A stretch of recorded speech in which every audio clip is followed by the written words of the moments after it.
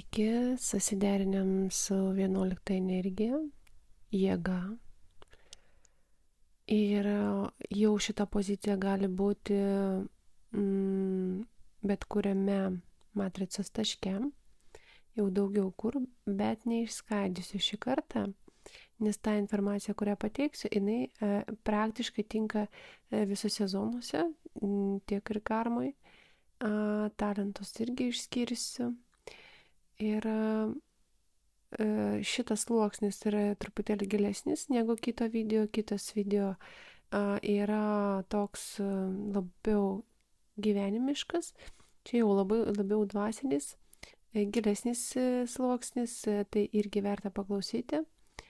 Ir pajauskit tą kanalą, tą energiją, kokia jinai. Jinai yra iš tikrųjų, kaip ir rodo paveiksliukas, stipri, praleidžia labai daug kodų informacijos ir tai yra apie transformaciją kaip iš agresijos, kažkokių instinktyvių poreikių, emocijų pereiti, transformuoti juos į kažką kito gero, meilę ir savo išteklius. Ir 11 turi labai daug ištvermės, duodamas žmonėm, kurie turi labai didelį tokį ištvermę, daug pragyveno siela ir jau parodo, kad siela prisėmė nemažai praeiti, tam, kad prasivalyti savo patirtį ir patirtį savo giminės. Bet lygiai taip pat, kadangi tai yra mėnulio fonas, kaip ir 2, 11 ir 20, yra pasąmonėj baimė vienatvės, atskirimo. Ir čia jaučiasi irgi stiprus nepriėmimas tos situacijos, kai sielai reikėjo atsiskirti nuo savo dvasinės šeimos, iš kurėjo, ir siela mokosi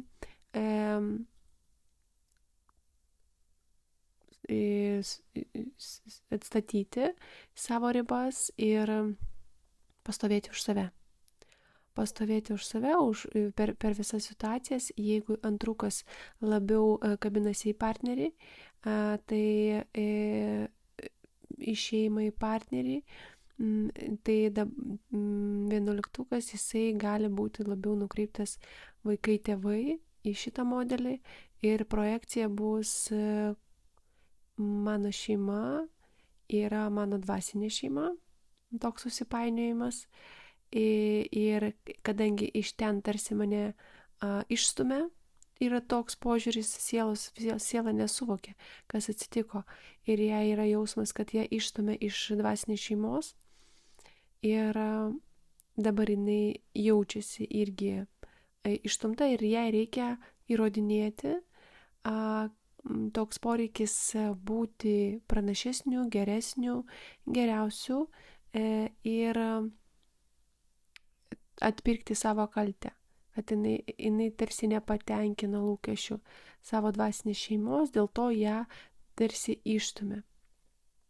Tai iš tikrųjų karma yra tokia, kad žmogus, pradžiai tai yra fiziniai kažkokie dalykai, galėjo laužyti ribas kitų žmonių, tai žaloti kūnus lygiai taip pat ir savo ir kitų, psichologinės ribas irgi laužyti. Paskui buvo kitas poliusas atvirkščiai, jį galėjo patirti kažkokią prievartą, fizinę prievartą, psichologinę prievartą.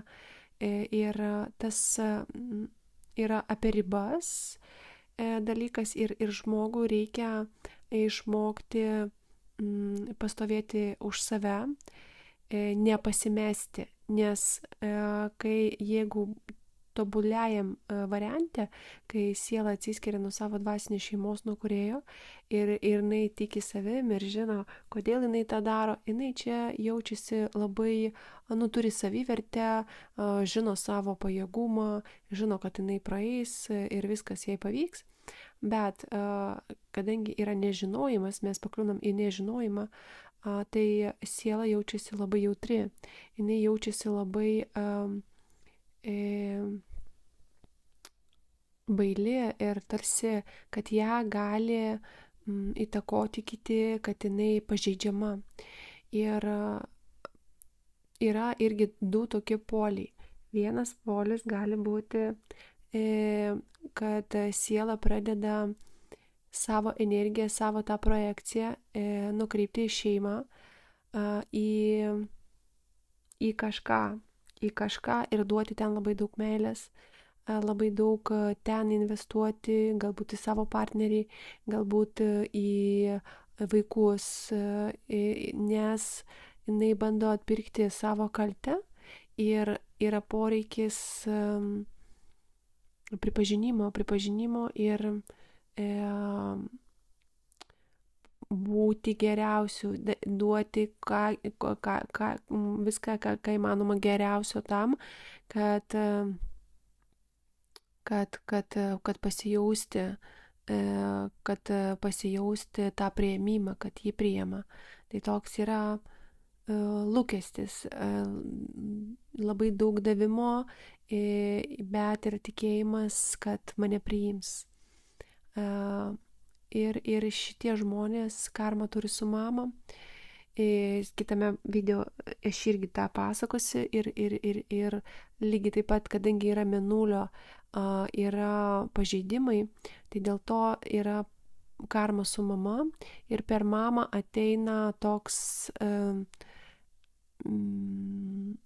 savęs nuvertinimas, galima sakyti, ir žmogus tarsi gali būti pavaldus mamai, arba mama gali būti silpna ir jai reikia pagalbos, jinai aukos būsenui ir savo visą jėgą žmogus nukreipia tik tai, kad ją išgelbėti, arba ją, arba jau šeimoje, irgi paskui persijungia, pavyzdžiui, bando pakeisti vaikus, savo sutuoktinį ir čia labai daug reikalavimų. Toks jausmas, kad žmogus nori, kad kiti būtų kitokie. Čia bus labai daug reikalavimų pasikeisti,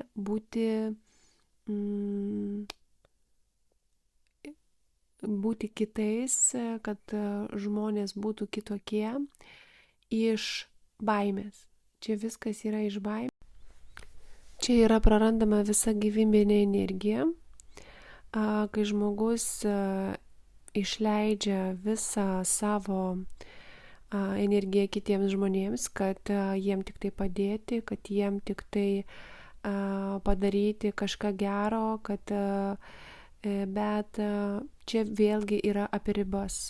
Tai 11 turi išmokti priimti visus ir partnerius tokius, kokie jie yra, ir nematyti, kad ten yra kažkas blogo ir nebandyti keisti, nes čia toks iškreipytas yra požiūris į kito žmogaus netobulumą ir jisai tampa gelbėtoju kitam žmogui, tam, kad pasijausti svarbių, reikalingų, išskirtinių, unikalių. Bet čia yra toks iškreipimas tos projekcijos, kad ten, kai buvo atsiskyrimas nuo dvasinės šeimos, jisai pasijuto kažkokių blogų, pajuto kaltę ir dėl to čia žemėje jisai turi būti kažkoks išskirtinis ir jisai bando savo šeimai, savo artimiesiems įrodyti, kad jisai yra toks išskirtinis, geras, padedantis, gelbėtojas ir būti tokių superwoman, supermenų, žodžiu, kad tik tai pajausti tą priėmimą, kad aš esu unikalus ir tada tik tai mane priims. Va čia toks iškreipimas. Dažniausia būna toks dalykas, kai žmogus gelbėja, bet paskui yra priešingas toks, gali būti tame pačiame gyvenime, gali būti du tokie pasireiškimai, bet ankstesniuose gyvenimuose tai buvo atskiruose įsikūnymuose. Reiškia, vieną įsikūnymą žmogus galėjo laužyti ribas, bandyti keisti kitus žmonės, o kitose įsikūnymuose atvirkščiai jisai nejautė tarsi viskas savo, jau norėjo tik tai savo energijos ir viską darė, kad tik tai būtų savo nauda. Tai dabar šitame įsikūnyme irgi iš tikrųjų gali būti pasidalinti į dvi dalis. Ir pirmas, pradžioje žmogus gelbėjo kažką, visą savo gyvybinę energiją išnaudojo savo, kitiems atsiprašau, bet paskui jisai gali reikalauti iš kitų tik tai savo tos energijos ir net nemato, ką jaučia ir nori kiti artimieji. Jisai žino, kad jam reikia išgyventi, jisai žino, kad jam reikia išsigydyti, jisai žino, kad jam reikia gauti pinigų, kažkokį gauti statusą, priklausom nuo to, kokį gyvenimo etapą jisai pragyvena. Ir jisai daro viską, kad tik tai padaryti tai, kas jam yra svarbiausia, ir tarsi negirdi ir nemato kitų. Gali atrodyti, kad kažką jisai daro kitiems, bet realiai yra tik tai toks dėl varnelės ir jisai bando uždengti tik tai vidinius savo poreikius per kitus žmonės.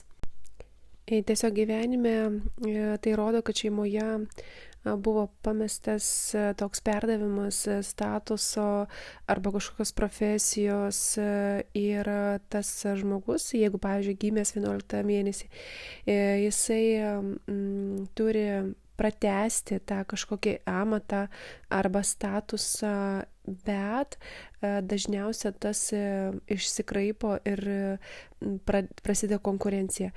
11 dar rodo ir konkurenciją tarp tėvų ir vaikų, ir va ta kompensacija, paskui va tas įrodinėjimas kažko, tai būtent yra iš to noro konkuruoti, įrodinėti, ir tas vidinis poreikis jisai iškraipytas, jisai turi būti nukreiptas kaip tik į atkūrimą tos kažkokios profesijos, amato.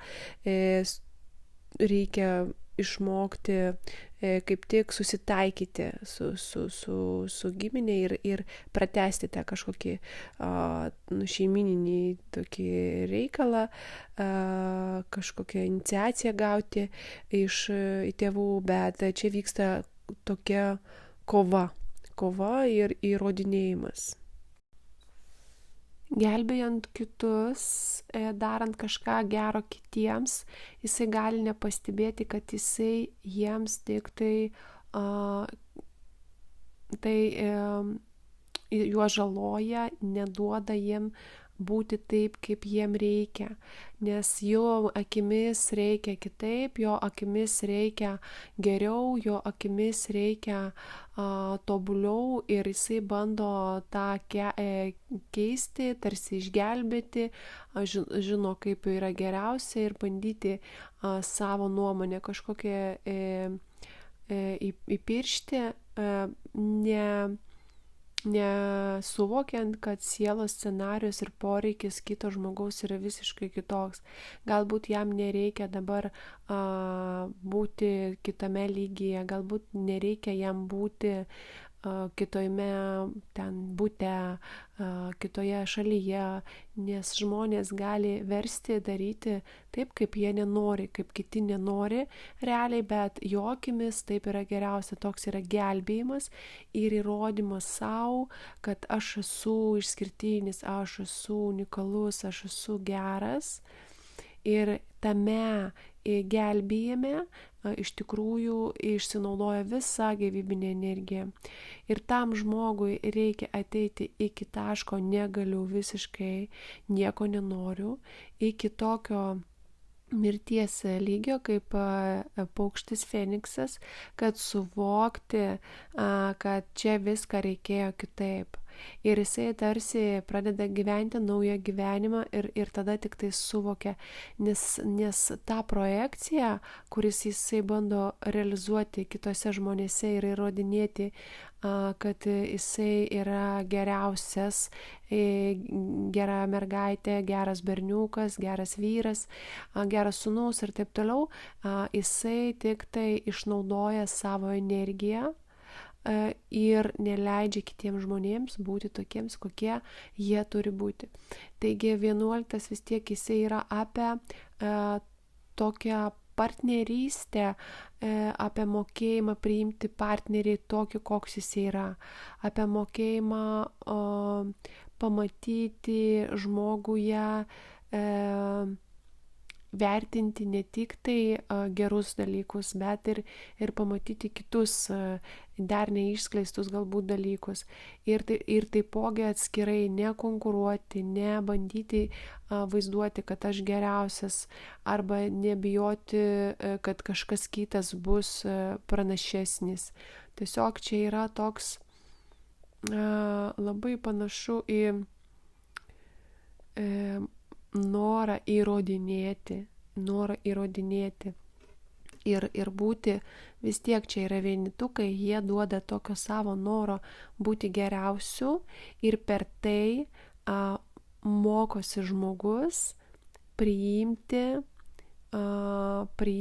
dualumą, priimti ir tamsą kitų žmonių, ir išskirtinumą, ir unikalumą, ir paversti neigiamą patirtį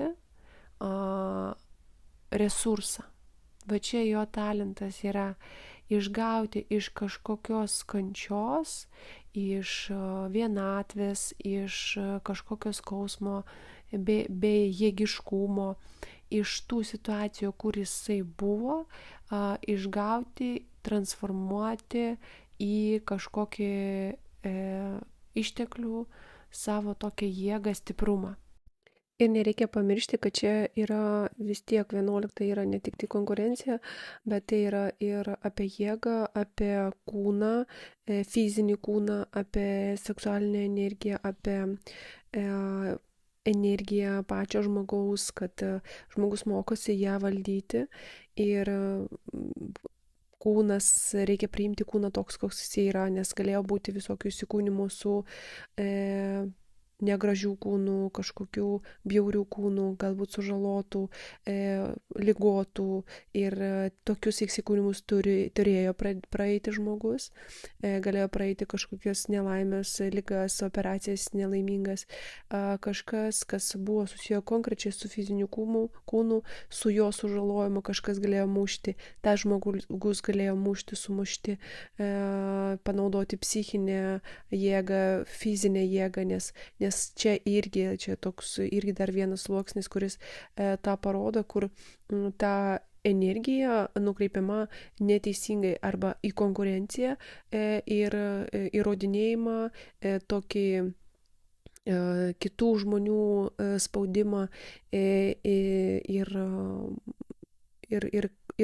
kažkokią fizinę jėgą, fizinę prievartą, fizinė jėga, seksualinė prievarta irgi čia labai dažnai pasitaiko, nes žmogus negali suvaldyti, jisai būtinai turi kažkur nukreipti tą srovę, bet aišku, čia yra mokėjimas panaudoti tą srovę būtent savo išpakavimui, dvasiniam tobulėjimui, aišku, be šitų minusinių pasireiškimų praėjimo mes irgi negalim, tai reikia tiesiog pripažinti tą patirtį, kad viskas, kas buvo susijęs su jėga, su agresija, su kūnu, su kažkokiais atstumimais dėl kūno kažkokių galūnių, arba žmogus galėjo pasinaudoti savo kūną, pavyzdžiui, turėti kažkokius, neturėti galūnių, pavyzdžiui, ir tuo pasinaudoti, pritraukinėti kažkokias, kad jį pagailėtų būti aukos būsenoje. Tai vat, čia reikia žiūrėti, su kokiais arkanais dar vibruoja šitą energiją, bet va čia bus toks sluoksnis, kurį aš aprašiau, ir per porą video aš manau, kad daug pakelsit informacijos, pasižiūrėsite, ką gyvenime jūs darote ne taip, ir be abejo pasižiūrėkite čakros lentelėje, kurioje čakroje tas yra išbalansuota, tas padės dar gilesnį sluoksnį jum atsekti ir išnagrinėti, ką jūs darote gyvenime būtent su savo energija prieš save ir prieš kitus žmonės. Ir dabar meditacija trumpa. Užsimerkite, pakvėpuokite ir įsivaizduokit, kad jūs pabundate savo karališkoj lovoj. Ir šiandien jūsų diena, kai jūs karūnuoja už kažkokį jūsų poelgį, išskirtinumą, unikalumą, galbūt žygdirbį, galbūt tiesiog, kad esate unikalus žmogus. Pažiūrėkite į veidrodį, ką jūs matote.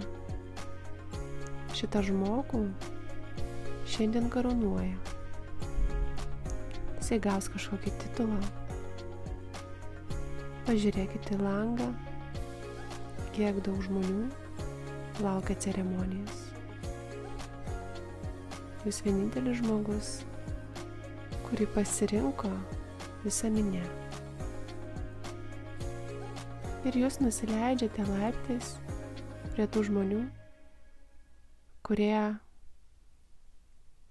priima jūs, kurie labai džiaugiasi, kad būtent jūs būsite tituluota. Pakvėpuokit su tuo, išgirskit jų plojimus, kaip jie šaukia jūsų vardą. Jūs vienintelis žmogus, kurie pripažino. Ir štai atsitinka, jau tas laikas greitai eina ir jūs ateinate į tą erdvę, kur bus ceremonija, pajauskit visą tą procesiją, kaip vyksta, kažkokie garsai, bet galbūt muzika. Ir jum įteikia kažkokį titulą, užkabina kažką ant krūtinės ir karūnuoja. Visa minia džiaugiasi pamačius jūs. Šaukia jūsų vardą.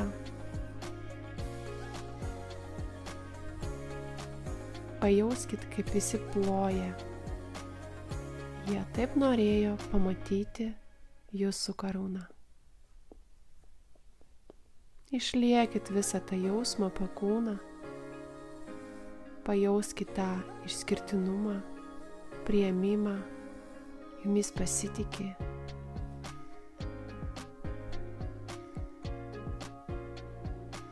Išliekit per visą kūną, į visas ląsteles, įleiskit tau jausmą.